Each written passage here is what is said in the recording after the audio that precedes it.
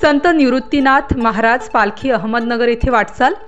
संत श्रेष्ठ निवृत्तीनाथ महाराज यांच्या आषाढी वारीसाठी त्र्यंबकेश्वर येथून पंढरपूरकडे वाटचाल करत असलेली वारी अहमदनगर जिल्ह्यातील मिरजगाव येथे वाटचाल करीत आहे। लाखो वारकरी भक्त पांडुरंगाचा गजर करीत पंढरपूरकडे पायी प्रस्थान करीत आहेत। या वारीतील प्रत्येक जण पांडुरंगाची वेगवेगळ्या रूपात सेवा करतो आहे।